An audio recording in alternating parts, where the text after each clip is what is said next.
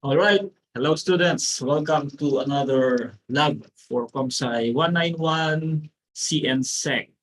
So this is the second part of our network security lab. And this time we're going to focus on the DNS or the domain name system attacks, specifically uh, the local attack on DNS.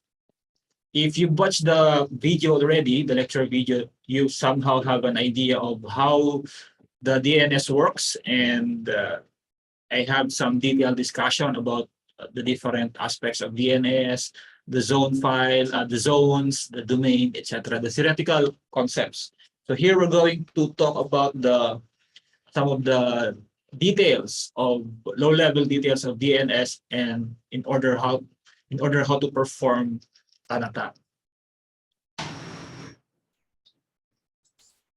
Press the wrong key. Okay, so to start with, let's review the DNS packet format. So remember that DNS is an application layer protocol whose main job is to retrieve the IP address given the domain name, because the domain name is easier to remember compared to remembering the IP address. But in the networking world, in the TCP/IP network world in particular, it is the IP address that is used to identify a node in the TCP/IP network. So essentially, DNS is an application layer protocol. So in DNS, first, there are two types of packets. We have the query and we have the response or the answer. And this is the format for the DNS packet. And remember that DNS uses UDP. So UDP as the transport layer protocol. UDP is connectionless, unlike in TCP, wherein you have to have a three-way handshake, connection establishment, data transfer, and termination. In UDP, you just send a request and then a response may arrive or it may not. So the query is, the format for the query packet is like this. So you have the header and we have the question section. We'll describe the contents of this in the next slide. And then for the response or the answer section, we have also the header, the question. So that means that in the answer question, the question section is also included, right? So except duplicate here. Then you have the actual answer section, the authoritative section, and then you have the additional section. So remember that we have a DNS server, right? So these are the main components or main parts of a DNS packet. So let's dissect these packets format. So the first is the header. So what is the format of the header? So the header is composed of these six items. You have the identification, it's actually called the transaction ID. Then you have a few flags, and then you have the number of question records, the number of answer records, the number of authoritative records, and the number of additional records. Now, these terms here are actually abbreviated using these codes. For example, the number of question records is usually QD count is used. For the number of answer records, AN count is used. For the number of authoritative records, we have N is, and for the number of additional records, we have A on top. So this is the format of the header that goes into this area. Then let's go to the flags field. So, and this part here. So this flags field is composed of these several items. The first one is Q. This is 1, 2, 3, 4, 5, 6, 7, 8, 9, 10, 11, 12, 13, 14, 15, 16. So this is a 16-bit flag field. 16 bits. So the first bit here, this first bit here is the QR field. This means this actually tells us whether the type of the packet, right? Either is it a query or a response, depending on the value. So if the value in this field is 0, then it is a query. If the value here is 1, then it is a response. Then we have the opcode. So these are just some code that usually is query, by default is 0. And then you have other fields like AA for authoritative answer, TC for truncated answer, RD for recursion desired, RA for recursion available, AD for authentic data, these 3 zeros, and then checking disabled in this part of these 3 zeros, and then we have the R code, which is the reply code. Okay. And this is the interpretation of the R code, the reply code. So if the value of R code is 0, no error, 1, format error, 2, problem at name server, 3, domain reference problem, 4, we have query type not supported, 5, administratively prohibited, and the remaining bits are used, or the remaining values are reserved values. So that is for the R code.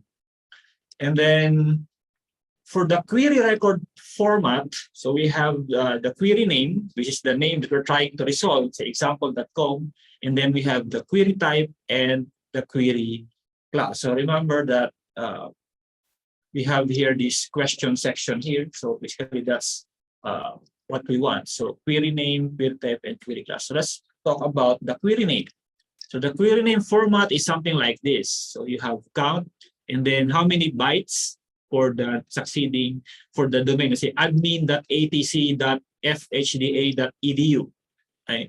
So count is admin, so 5 admin, then count 3 atc, count 4, etc. So that's the format for the query name.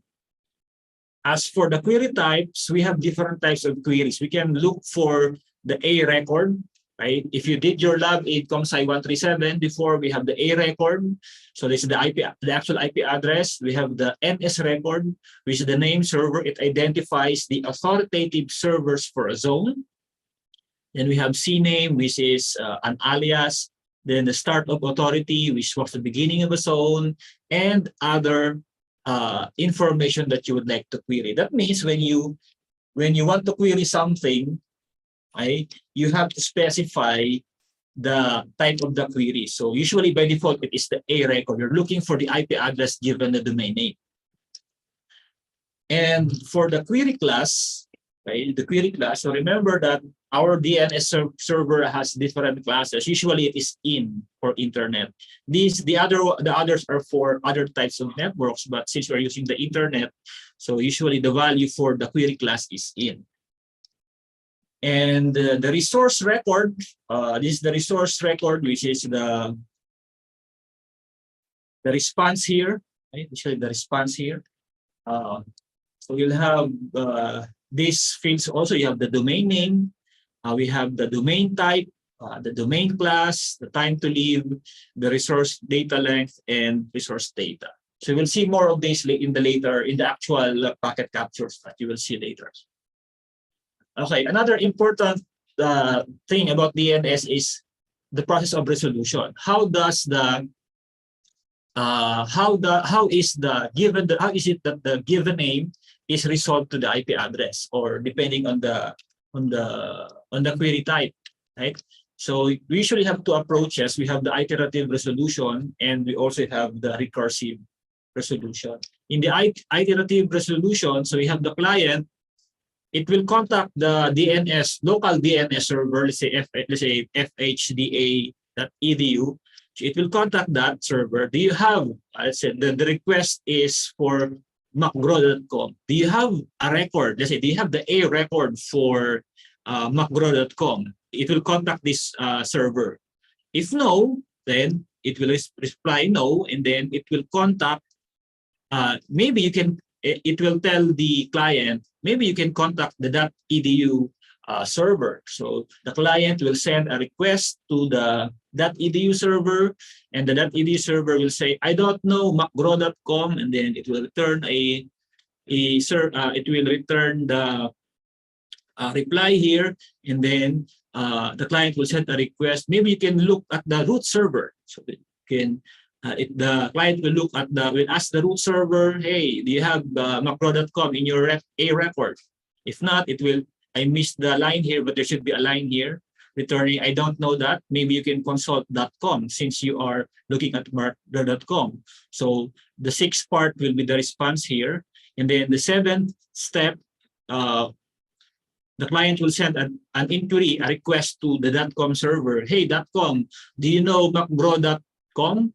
the A record for macro.com? No, I don't. And then I missed again the another line here is the response from macro.com. And then lastly, the client, .com will tell the client, maybe you can look at the server macro.com. Then finally, the client will get the IP address from macro.com. Okay, so that's the iterative resolution. As for the recursive resolution, this is what happens. So the client will ask the local DNS server for the university. So you have fhda.edu. Now fhda.edu does not know macro.com. So fhda.edu will ask the one above it, right? The one above the zone above it, which is .edu. Hey, that .edu, do you know macro.com? That .edu does not know macro.com. So that .edu will ask the root server. So the main difference between iterative and recursive resolution is that the queries will be sent by the other servers, not directly by the client, unlike in the iterative resolution, where it is the client that consults the other servers. But here you have the local DNS servers or other DNS servers. They are the ones that contact the servers above them, that controls the domain or the zone above them, until eventually the result is obtained. So this is the path that is taken by the client. So you can just take note of the path to differentiate iterative and recursive resolution. Now let's talk about the dig utility, which is used to basically test the configuration. So here we have an example, dig www.example.com. So you can use the man command to do this, to run this command. For example,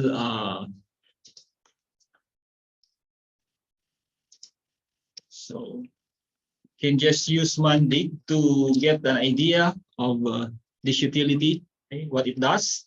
So we have some samples here. And let's say in the example, we're going to dig at example.com. So dig example.com, or let's say www.example.com. And we're going to get this result because we are, by default, as I said, we asked for the A record. So this is the class, right? And this is probably the time to live.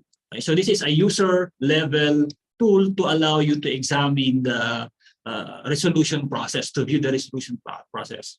So you can add additional record like A, let's say NS. Right? So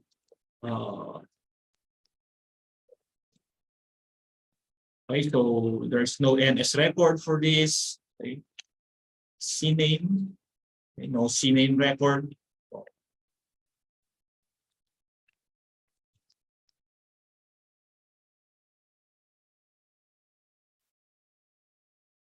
Okay, so yeah, so the name and the type.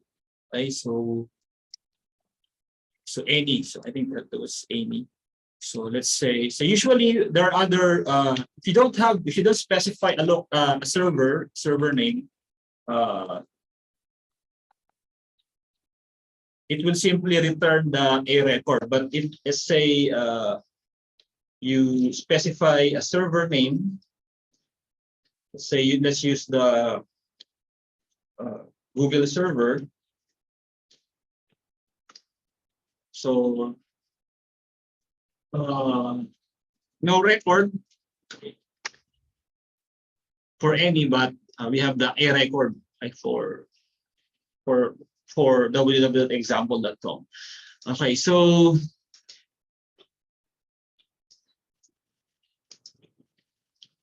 now if this is the simplest way to use dig, and you can also use the plus trace command to be able to actually view the resolution process. Right?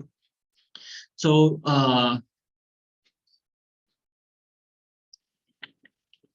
here you simply add the plus trace command, the plus trace option, to trace the actual resolution process for resolving www.example.com. So as you can see in this example, Dig received 262 bytes from the local from this local server, okay, and then after that, so this Dig consulted this local server and it returned these results, right? And after that, it got com, right? So this is and name server record. So we have the root server and then we have the TLD server for the com, right? A list of servers. And then after that, we have the example.com and then the actual name server here. Right? This is the name server for example.com. And eventually, we get to the actual A record for www.example.com, which is 93.184.216.34. Okay, so that's the resolution process for example.com. It started looking at the root server and then at the TLD top level domain servers, right? For com, for .com, and then example.com, and then finally www.example.com, which contains the A record.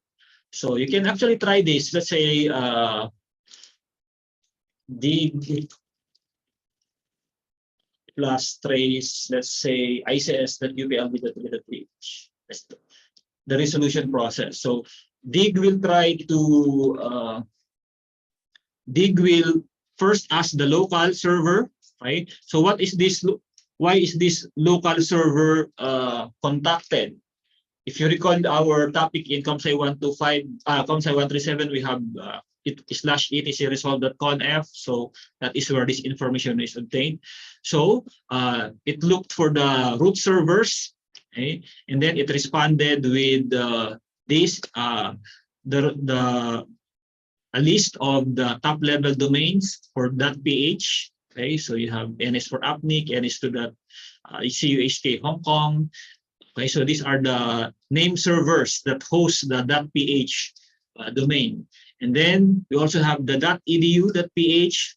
Okay, so these are also the name servers that host or that contains record for edu.ph, but they do not contain the actual record yet. So they're going to. So you will notice that this received from. Okay, so this received from will tell you which of these servers responded to the query. And then finally, we have UPLB. So UPLB, so that means you will notice that we have here Gomez.net.page. That means that Gomez.page.net referred us to this. So it has this record.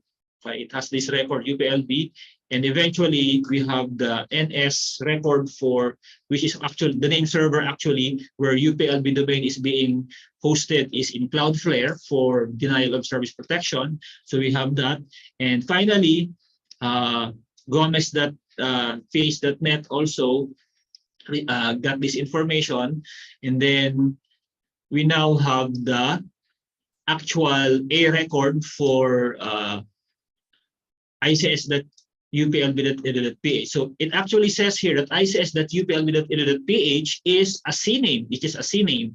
The actual A record is actually calabog.uplb.edu.ph, and this is the corresponding IP address, and the one that replied to us is the name server, meaning that the name server from Cloudflare is the one that contains the A record for Calabog.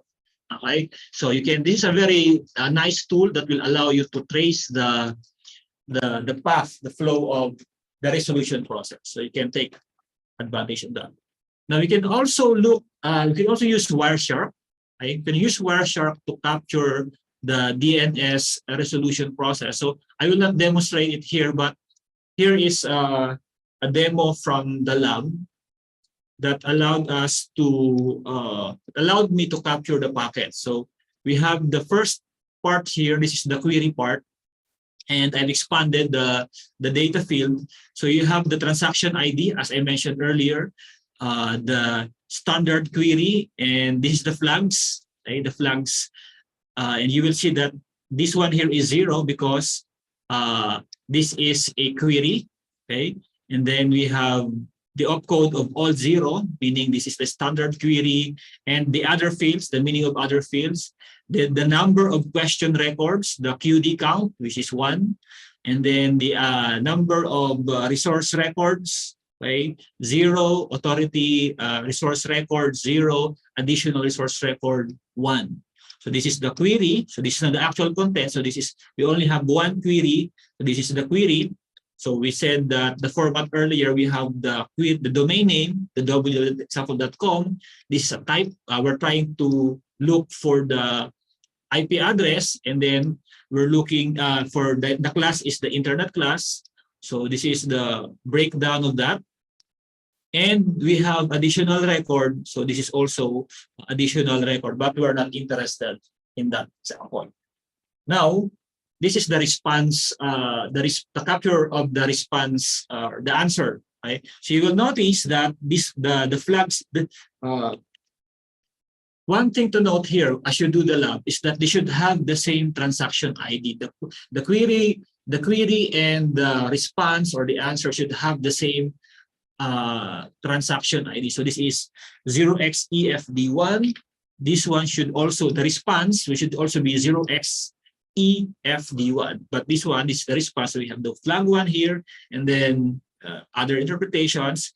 We have one question. We have one resource record for the answer, authority records or the name server 0, and additional resource record 1. So this is the query, which is the same as the original. And then this is the answer. Okay, so you can use Wireshark to capture the packets.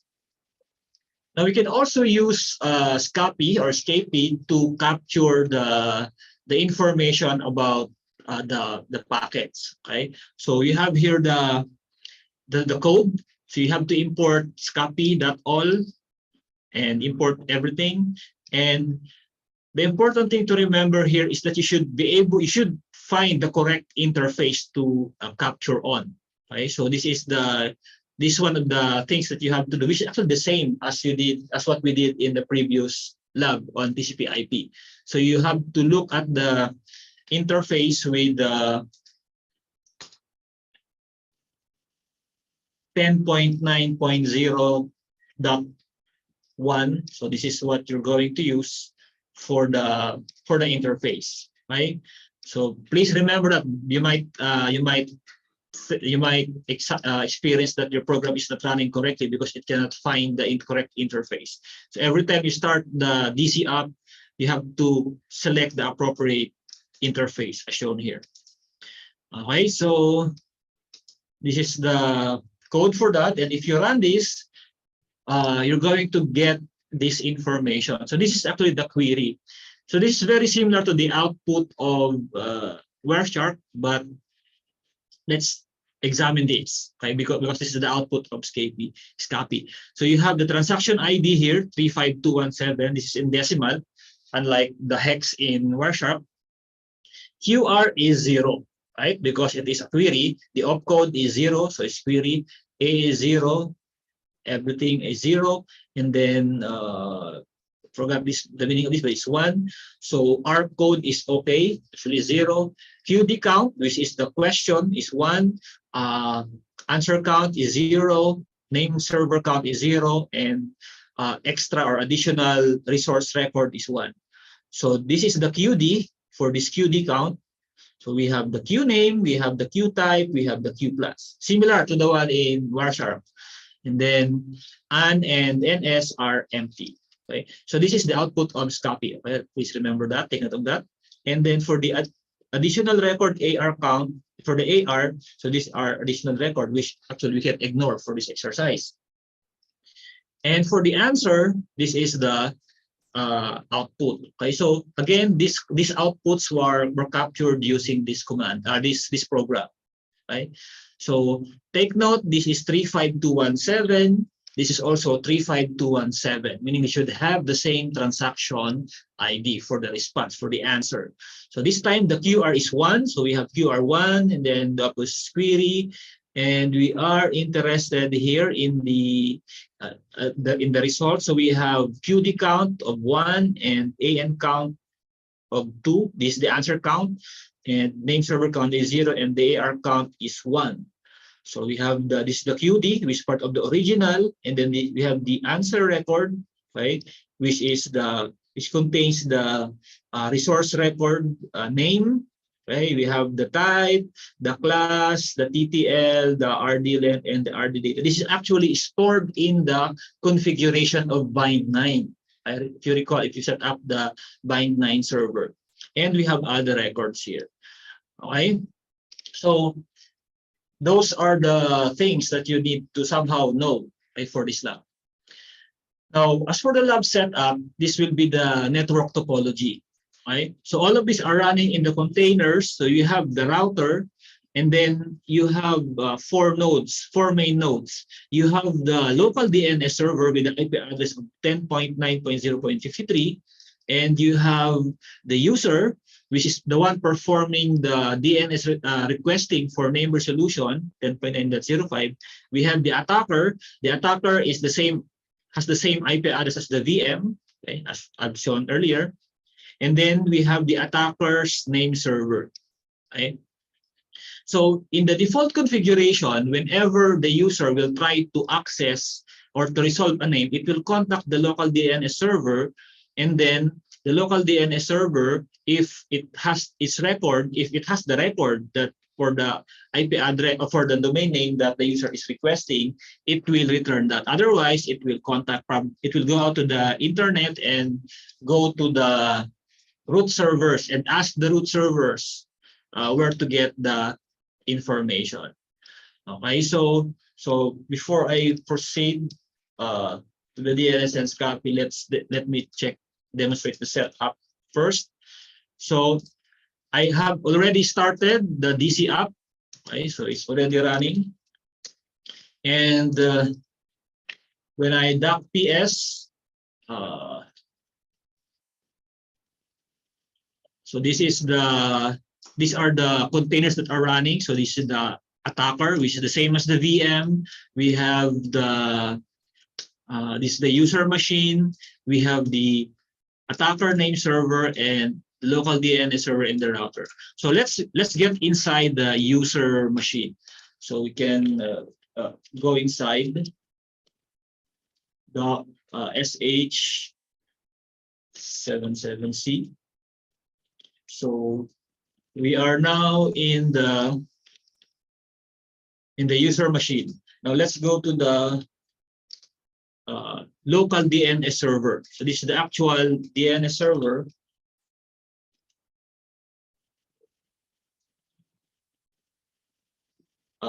It's 519. Okay.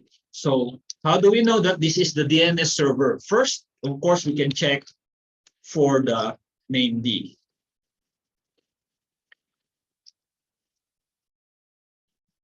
Okay, so notice that we have named running. So we can also check netstat. So netstat, if this is present.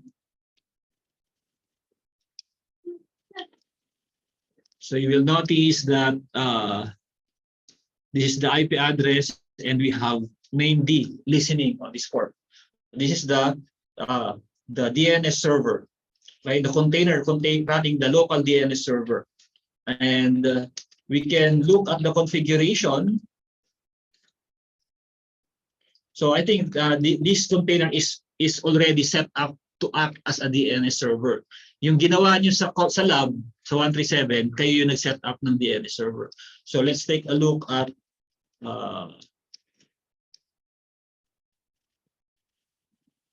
db.local.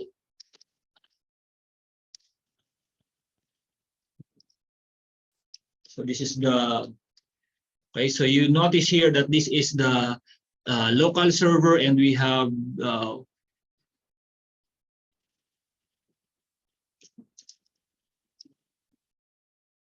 I think we need to spell. Let me check.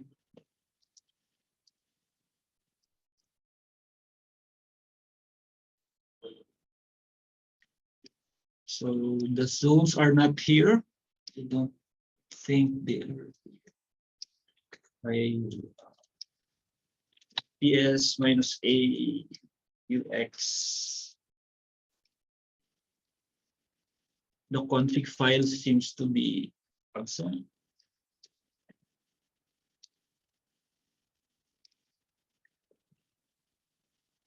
So anyway,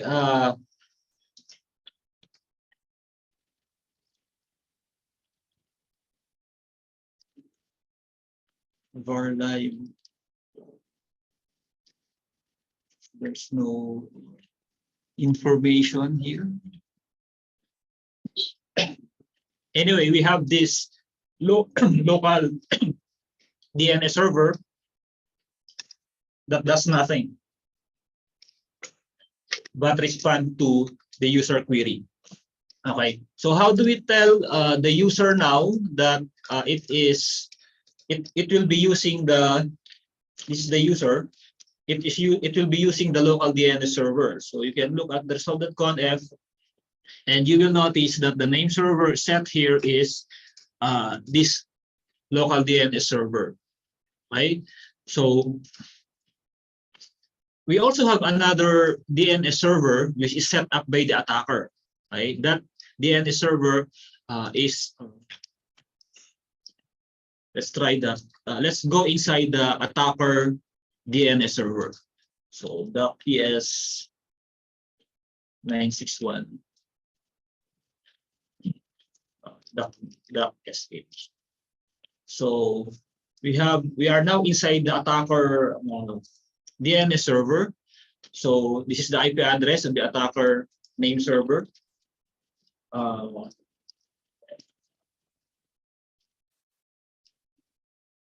So notice that there is also named here, right? And let's maybe this one has complete information for. This is in a way kumbaga parang hoax na hoax DNS server. So let's take a look at the local pip.local.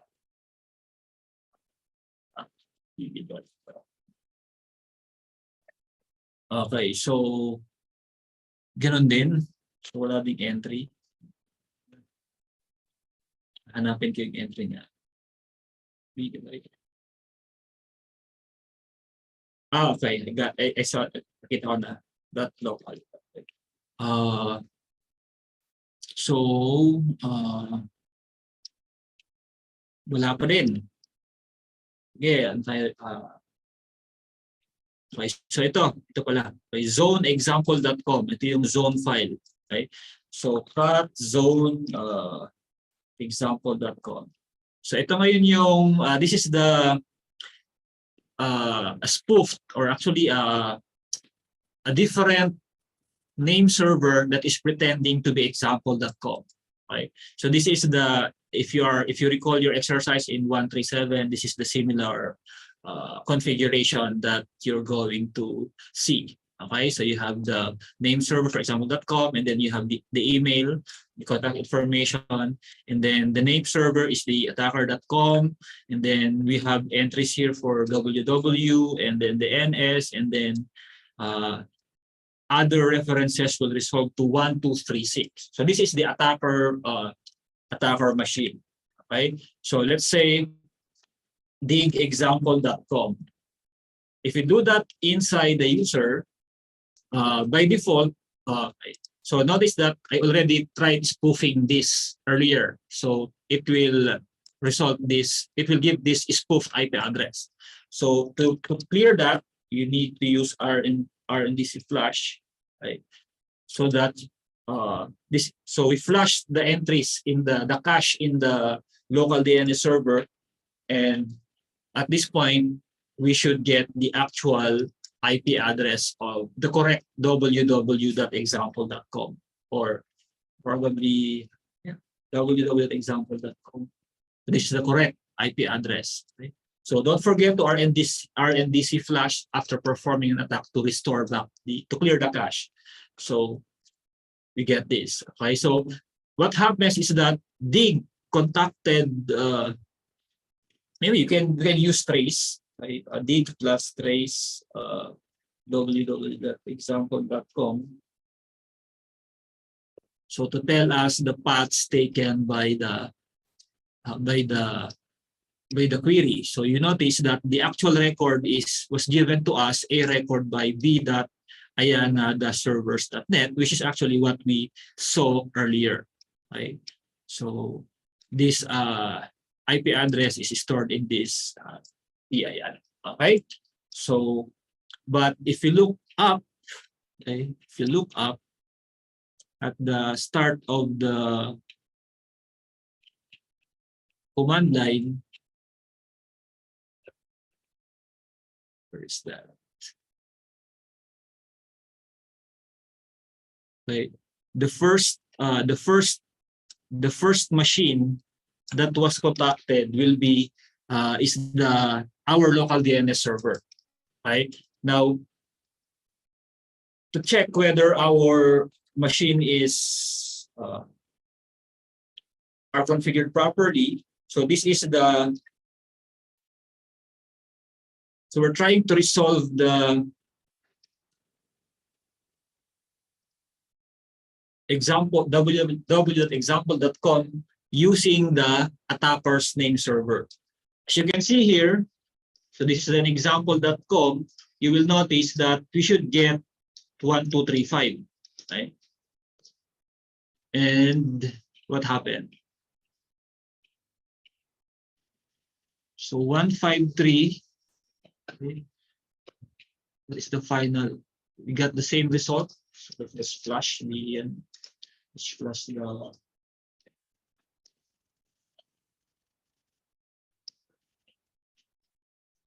we should get 1235 supposedly. Unfortunately, what do we get? We still get we remove the trace. So we get 1235, but if we have trace enabled, so anyway, what we got here is when we using the attacker's machine as the DNS server, we get the 1235.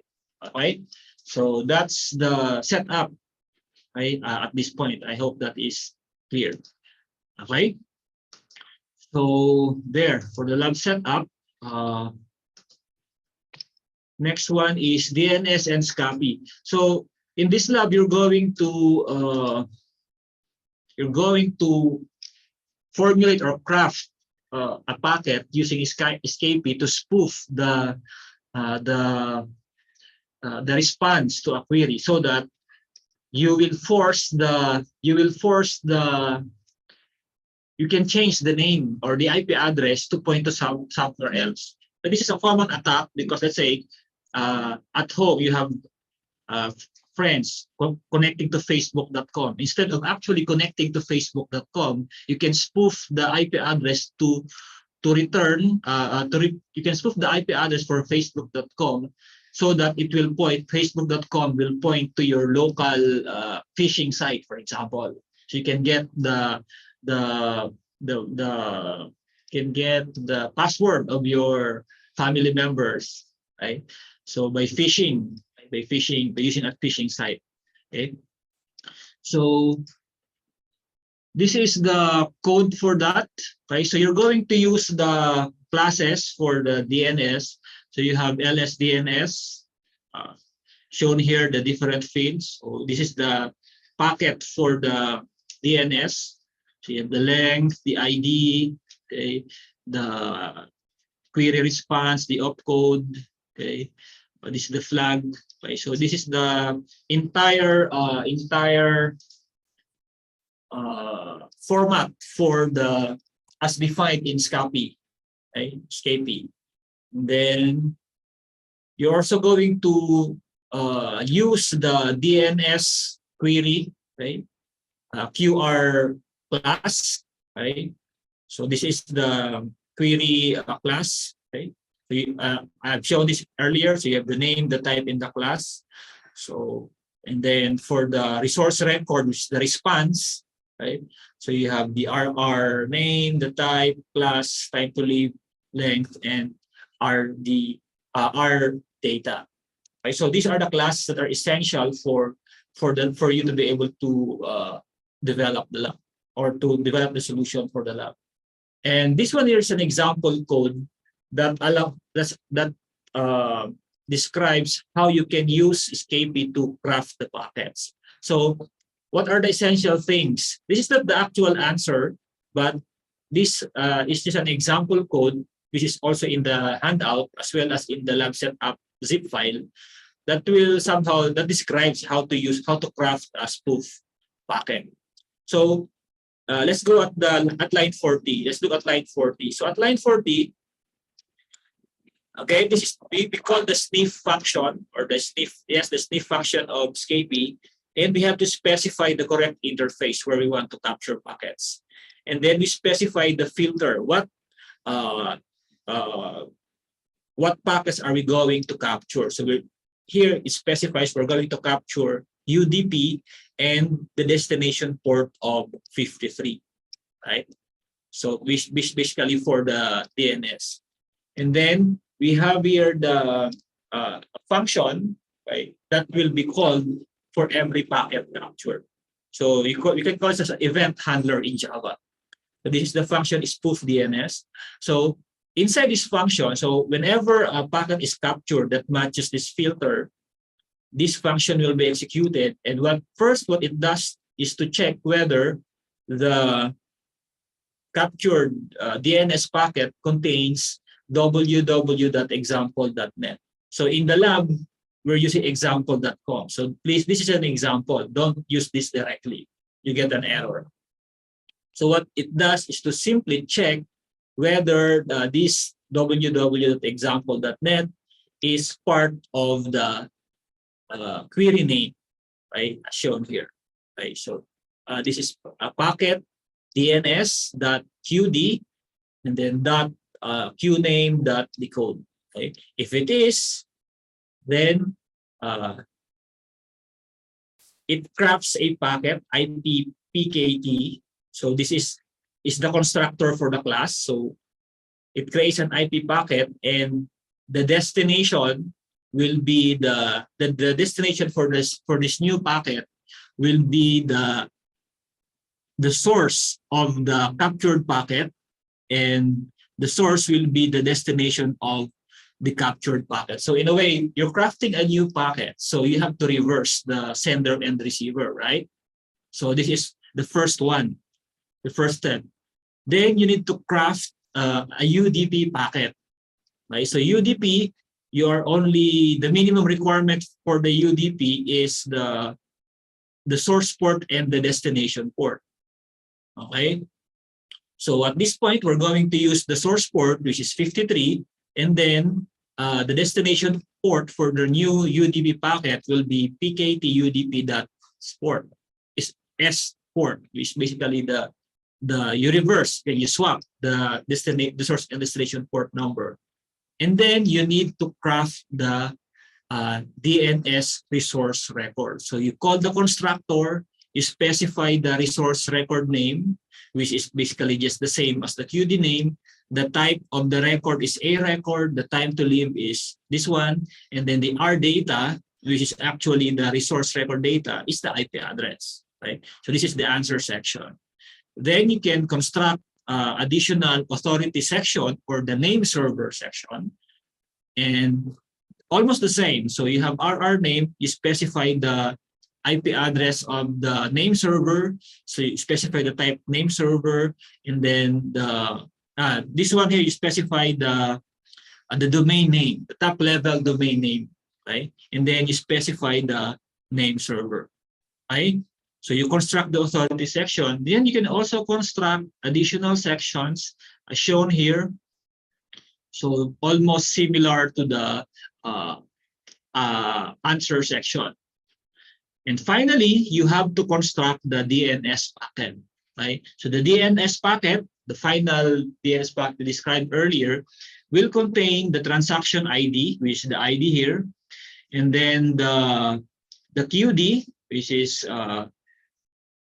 the original, okay, the query date, the query packet, or the query packet, the query information, and then AA is high, AA is 1, RD is 0, QR is 1, QD count is 1, ANC count is 1, NS count is 2, AR count is 2. So NS count is number of authority sections here, and then we have additional sections here also, and we have QR is 1 here because this is a response, right? This is an answer packet, and then QD count is 1, and the answer count is 1, and then we have to specify the actual section. So the answer section will be just unsec here. The NS will be, there will be 2, so we have NSSEC1 / NSSEC2.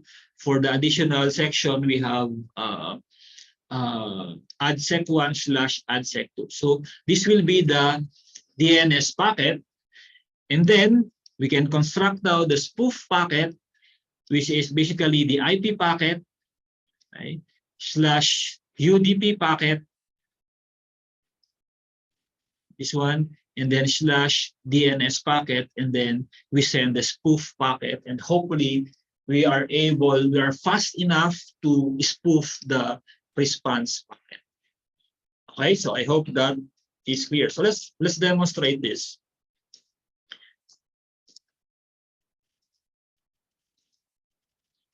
Okay, so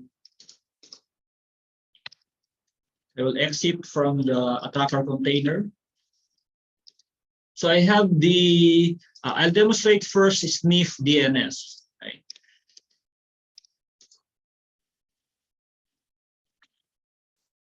So sniff DNS is the one I showed earlier. So this will simply capture the packet and display the result. So let's say dig example w.example.com. Oh, sorry, I haven't run the code yet. So when I perform dig, okay, so you will notice that I have here the result of the program. Okay, so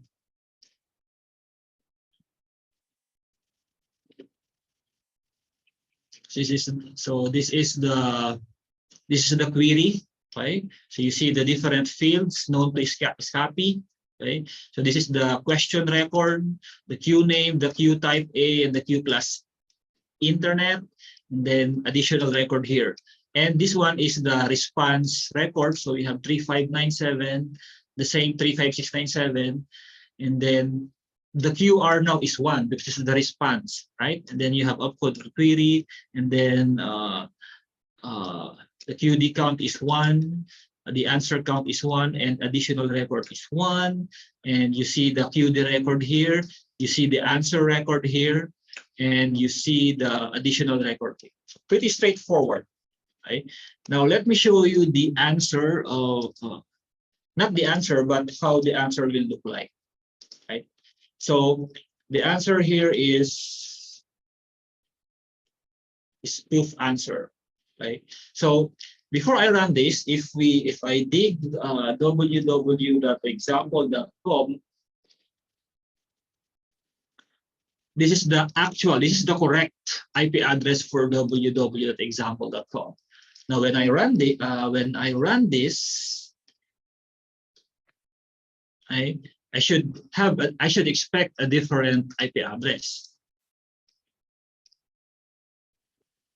We did not get the spoofed IP address. Why? Because we haven't flushed the cache in the local DNS server. So we have to flush the local DNS server and then run it. And you see that the spoofer captured the packets and then spoofed the response, and we got this result. So in a way, we were able to spoof the response to that particular resolution process, and this is the spoofed IP address. So if you don't believe me, I will not show the entire code, but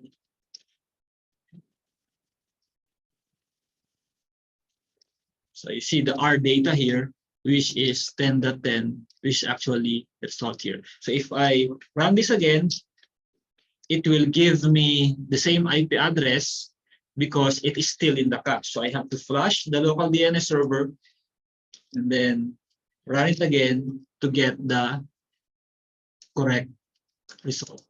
Okay, so that's basically how you're going to do the lab. So you're going to write a program that does exactly that. Okay, so you also have another. I think we also have another task spoof name server. Okay.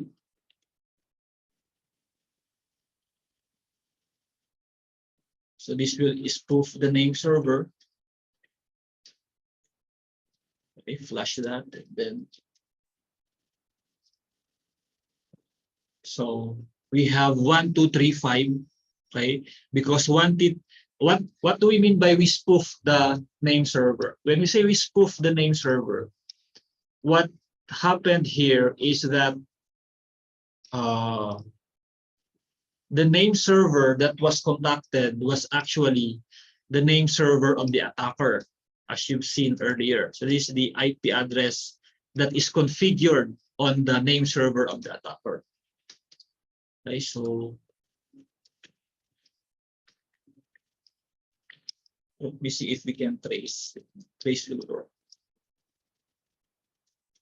Unfortunately, trace will start from the root server, so we cannot. This is a reliable test, but this is what happens, right? So our name server, the name server that was used to resolve the name use the attacker's machine, right? So let's say if let's try Jack, right? The output should be 1.2.3.6, right? So there you have 1.2.3.6. Why? Because as I showed earlier, when we were inside the attacker's DNS server, any other names relative to the example.com will resolve to that. Let's say Bethel.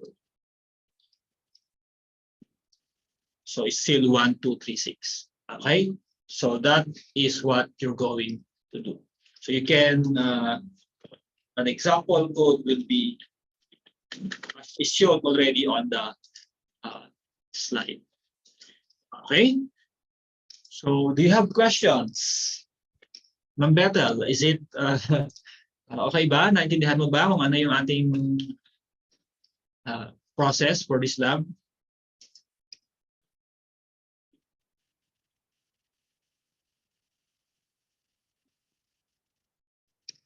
Okay, so looks good. Since there are no more questions, so that's what you're going to do. Demonstrate how you are able to first submit the program or show the program in your write-up that allows you to spoof the response and then the name server this way. Okay, so the main difference in the first example, the answer here we use the result here.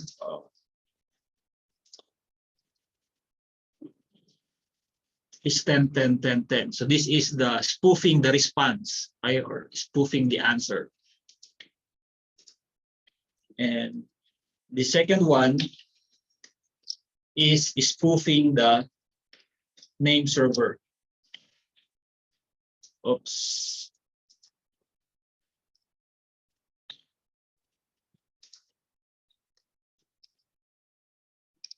Here we have we've spoofed the name server, or we use www.example.com. So we have 1, 2, 3, 5. Okay, so that will be all, I guess, for this lab, for additional videos for this lab. Thank you for listening.